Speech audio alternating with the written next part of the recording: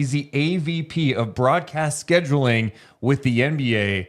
Our good friend, Yeah! Gene Lee. Hi, Gene. How are you? Good. Hey, Morgan. Hey, Deuce. How's it going? We're so good. We are even more excited now because ever since the schedule came out, we couldn't wait to pick your brain. And the fact that we're getting to pick your brain a little bit this year is just an exciting time for us. Yeah, and there's so many questions that immediately pop to my head when I think about your job, which I feel like I know it's not just you. You're part of a team, but it's a lot. You've got 30 NBA teams, multiple buildings, a ton of dates, conflicts. So I want to go over all of it. But first things first, now that the schedule is out, is there a sense of relief once it's done? We're like, whew, wow, we did it. Oh, for sure. The main relief is that we didn't schedule a game on a night that already had an NHL game or a concert. We didn't send anyone, to the wrong city. We didn't list the wrong game somewhere. Yeah, so to have 100% accuracy for our 1,200 games that we released, that is certainly a relief. Has it happened where you guys released, you're like, oh, we're good. And then you're like, oh, no, there was one thing we messed up here. I believe that may actually have happened sometime in the past. I think there was one year where we had a game at a certain time for ABC. And then it turns out that that game needed to be earlier for ABC because there was a hockey game later that night. So we needed to do like an NBA NHL doubleheader. That was probably many years ago. And I would say in the last 7, 8, 9 years, we were pretty good. Yeah, 100%, baby. I mean, yeah, that's pretty good. That's very good. I get anxiety even just like thinking about being a part of it, and if I had messed that one thing up. But like at the same time, it's also there's going to be human error. Like it makes sense. So it's pretty incredible that you guys are on point with everything. But I'm also very curious when everything really begins. The scheduling process. Obviously, the season ends, and then you start going into everything. Like, how does that happen? Yeah, absolutely. So I would say the process really begins about a year before the season starts. Wow. So that's typically when we will inform the teams of the season dates. And then that's when they send us their like arena availability of, when they have concerts, when they have concert holds, when they have, conferences and so forth.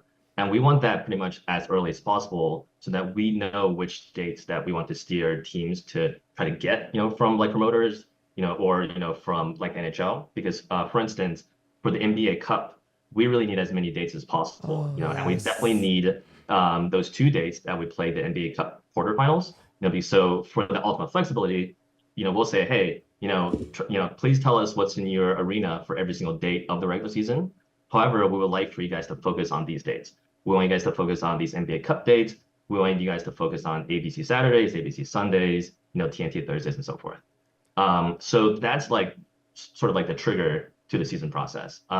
But to your point, we really start in earnest after the season ends. Okay. So once a champion is crowned, that's probably when we'll start working on the Christmas schedule in earnest. So we'll start with opening night, opening week, Christmas, those tentpoles first.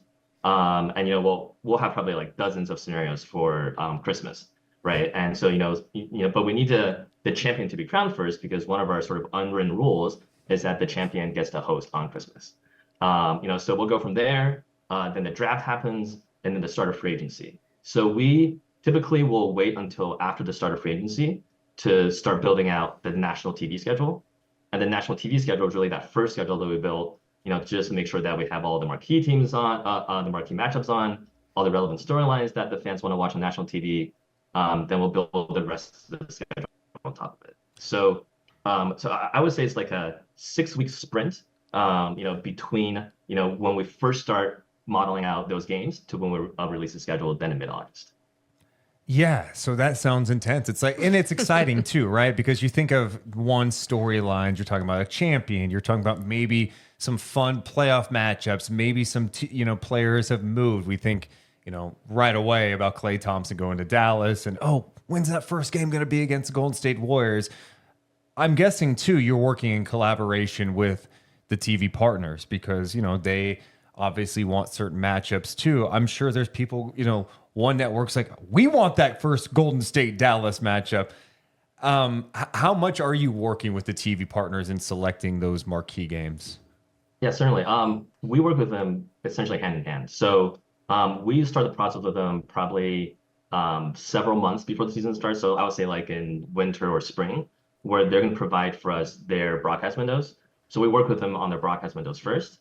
And then by the time that we're sort of like midway through the playoffs, they'll start sending us, like their preferred team appearances, the preferred matchups, like which nights that we should be prioritizing. For instance, like for ESPN, Thanksgiving Eve is a really big night, that does well historically for them. For TNT, it's the Thursday Command All-Star, right? So like various sort of tent poles that then we work with the networks on. And then, we do want our partners to be happy with their matchups. So, that's why we build the national TV schedule first before we build the rest of the local games on top of it. And yeah, to your point about that first Dallas at Golden State game. So we found out when the NBA Cup drawing was done that matchup would be an NBA Cup matchup. Now, however, there are for this season 2 Dallas at Golden State games. And it varies between 1 and 2 because they are intra-conference, interdivisional opponents. So those matchups will be played 3 or 4 times each year. So there's not a guarantee, right? So so like there probably have been some years where there's only 1 Dallas at Golden State game, but this year there's 2. Yeah. And so once we knew that it was going to be an NBA Cup group play game, we thought, wow, let's have that be the actual first Clay return game.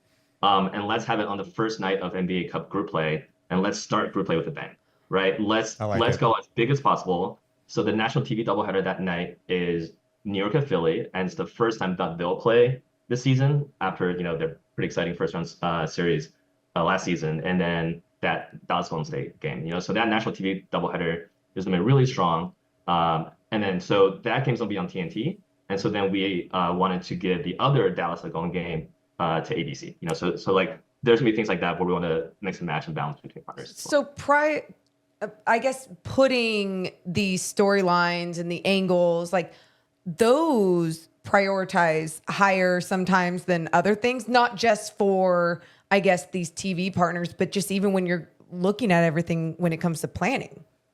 Yes. So there will be teams where, for instance, if a team is out for like 2 weeks, out of their arena because they have, probably like multiple conferences, that are connected or multiple, events that take them out of the building, they're like, oh, this team absolutely must get a home game probably before or after that stretch, right? So like there's things like that. Or there's things like, oh, this team, they have a annual charity poker tournament, which they need to be in their home market, but, they can't play, so like we get lots of these high priority requests from the teams. And then we have certain things that we must do for certain teams based on their like arena availability. And so those things stacked up to then the national TV storylines that we want to deliver to our broadcast partners. Those things sort of all mix together. So there's a lot going on, right? Yeah, because we talk about arenas, and I think so. And in Sacramento, at least, you go, oh no, that's where the Kings play. This is their building. But in Sacramento, there are other shows that come to town. Sure. Disney on Ice is like one where it seems like the Kings are always gone at a certain point because Disney on Ice is in town or something like that. But then you have other buildings where, like, no, they share with a hockey team. This is a crazy venue. Or, back when the Clippers were at Crypto, it was the Clippers, the Lakers, the LA Kings. And I mean, just crazy to think about all those dates. So you think about all those asks too. Do you guys just dump this into a computer system and go, okay, here we go. Computer, figure this out? Yeah, so for the national TV schedule, just because there's so many considerations, we pretty much do those games by hand first, because it would almost be too taxing to just write the number of constraints, for the national TV schedule. And also there's a lot of things that we kind of do by feel, so like we obviously want to use like the quantitative, viewership projections that we use, or, like the team appearances that our networks request. But there's also it feels like, oh, you know what?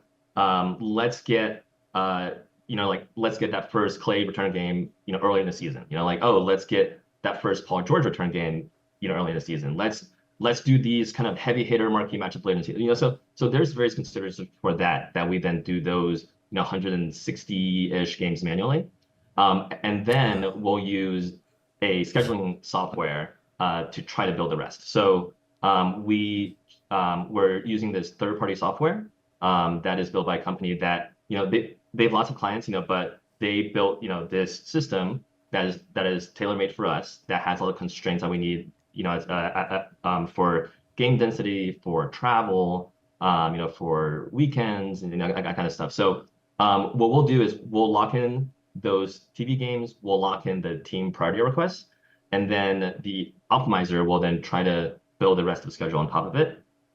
We then do a fine-tuning process manually as well, because the optimizer is quite not to the level where we can just say, just click it once and then just have us, spit out a perfect schedule. But that does take us, most of the way there to create the full 1,200 game schedule. Yeah, because that's what I was curious about, just how many drafts of the schedule do you guys, your team, go through?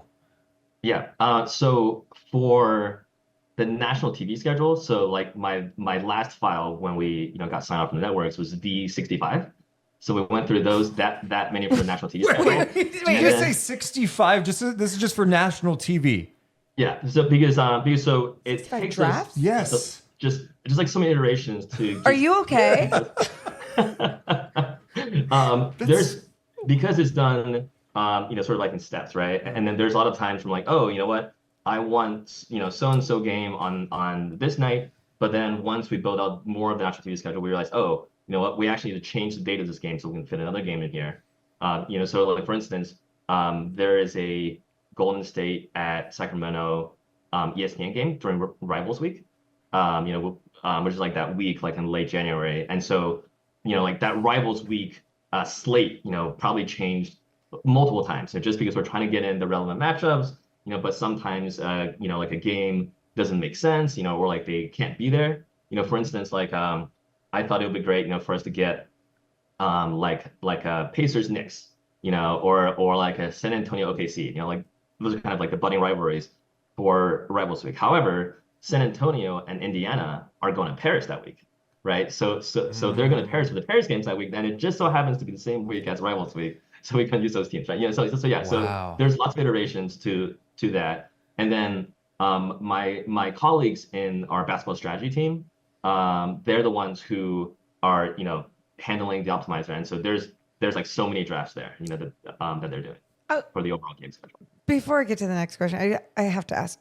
Growing up, were you like a type A personality? Were you like, hey, because like I'm a schedule person, but like scheduling someone else's life or like, professional basketball, that just gives me anxiety. Did you always schedule everything in your life or what? I honestly didn't really. And I think there are definitely times where I think about it, and it's a little bit daunting to think that when we create the schedule, we are really affecting, I would say, tens of thousands of people's lives directly.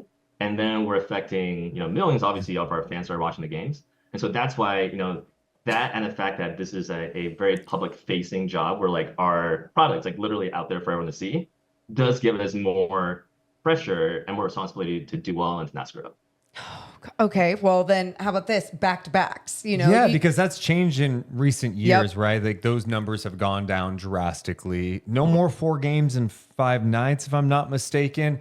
In town, in the same city, sometime back-to-backs, like those as well. Yeah, what are some of the priorities that your team looks at? I know we talk about the national side, but also just big picture with the schedule when it comes to factoring in like back-to-backs and those stretches.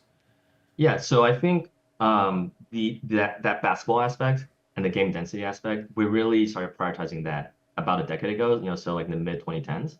And so from then, which, I think we had like a peak of like 19 or 20 back-to-backs per team per season. Now we're around, 14 or 15, right? So like this year we're at 14.9. So that and getting rid of 4 games in 5 nights. This year we also don't have any 8 games in 12 days or 18 games in 30 days. Wow. Those are also some key KPIs that we and our teams focus on. So we definitely want to get rid of those. We also want to reduce the number of national TV games that are on the second night of back-to-backs. So we were at, so we've definitely, lowered that count as well. So yeah, so this is all really important. And what's actually kind of interesting is that like a perfect schedule that has no back-to-backs would essentially have a team play almost like every other day, right?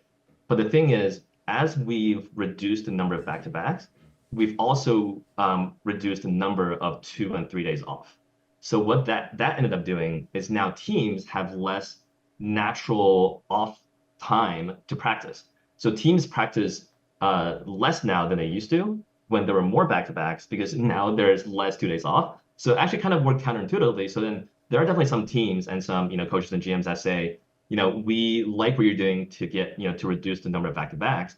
However, we still need this, more 2 days off so that we can have a natural practice day. So the thing is, our season footprint is sort of limited, because like the players still need an off season. We can't just play forever. So there's kind of like a balance where we're trying to strike between trying to get back-to-backs low, but also gives teams, enough breathing room so that they can go practice. Whoa. Yeah. Really thinking about like it. I think that's probably the most common question I do get from other, from fans is like, why not just eliminate back-to-backs? But you're right. I mean, it would strike, you'd be playing every other day. And then that gets even more complicated with like building availability and travel.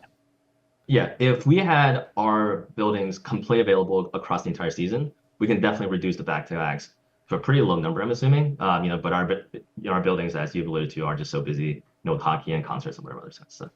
So how much influence does an actual, like a specific organization, a specific team have in some of the scheduling? Not even if it has anything to do with the if anything else is going on at the arena, whatever, but like if they're, hey, we want to be here during this time of year, I don't know, We want to be here, or like, hey, we want to be on national TV this many times, or that, like, is there influence from teams? So there's, I think, the formal and then there's the informal. So the formal is we always give teams a chance to respond to the schedule. So we released the schedule last week. The week prior to that, we sent teams a draft schedule, and the teams basically had like a day to provide their formal comments. And so when we do think that is something that is egregious or something that we should fix, then we'll definitely do our best to fix. Ultimately, the schedule now is so constrained, by us wanting to reduce back-to-backs, by the NBA Cup footprint, and by like the national TV schedule, that it's pretty hard to really adjust for one team schedule without negatively impacting multiple teams. But we'll definitely still try it. So that is the formal way. The informal way, then yes, there's always pressures from pretty much all sides. Yeah. People like us that bug you and go, hey, what are you doing here, G? Come on. Like, yeah. So I know one actually. What? I'm not asking you to respond to this. This is just for Morgan. Oh, you play Boston, and then the next night OKC on TNT.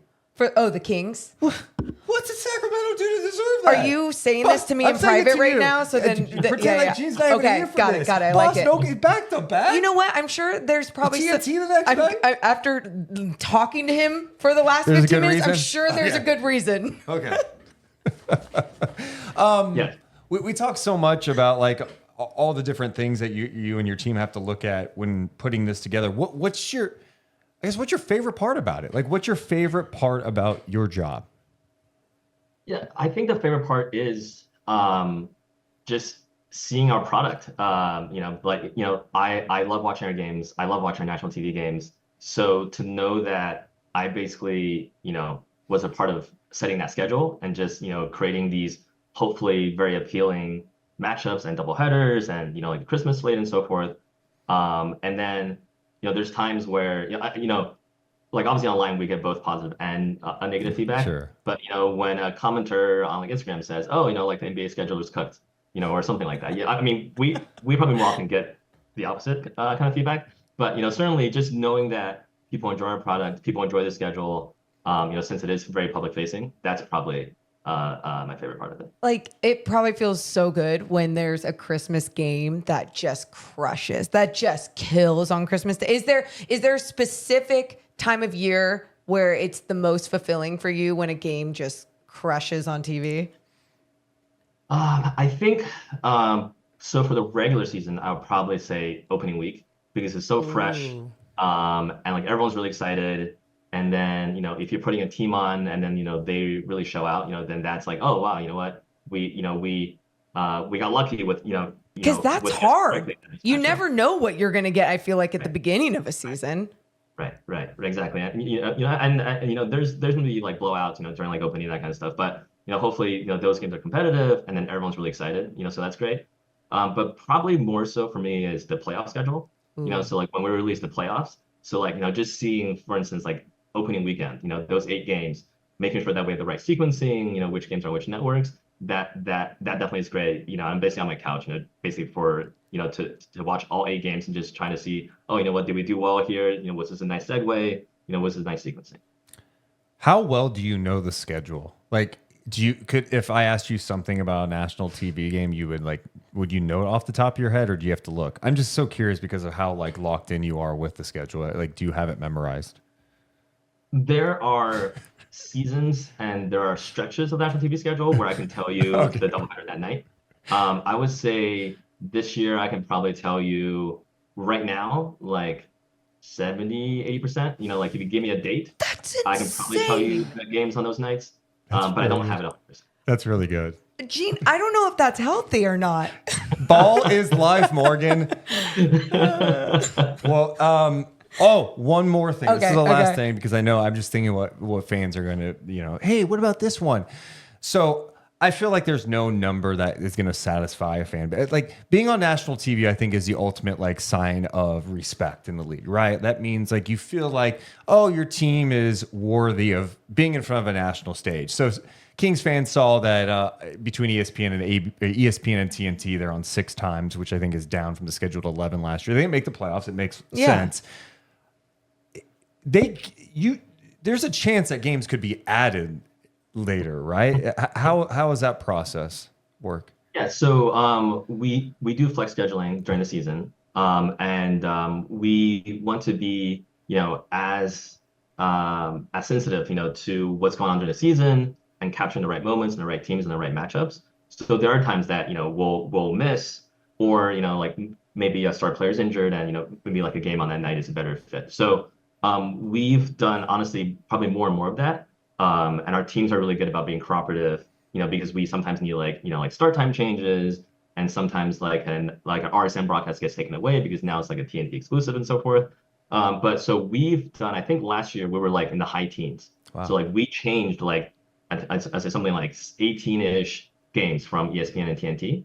And we'll change a lot of games that's on NBA TV as well. Yes, so that definitely happens. So if the Kings go on a run, like with the addition of DeRozan, like the team could really jump, be really exciting. And so, the Kings are certainly a candidate to be flexed on. Deuce is that's what Deuce wanted to talk to you just to plant this now. I know this guy.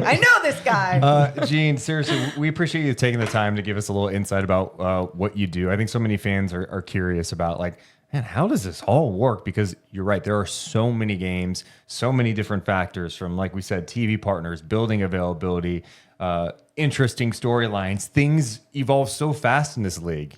Teams make trades out of the blue. And you're like, oh, wow, this will shift things. So it's interesting to get like a peek inside your world, and we appreciate you taking the time. Yeah, it's a pleasure, and thanks for having me.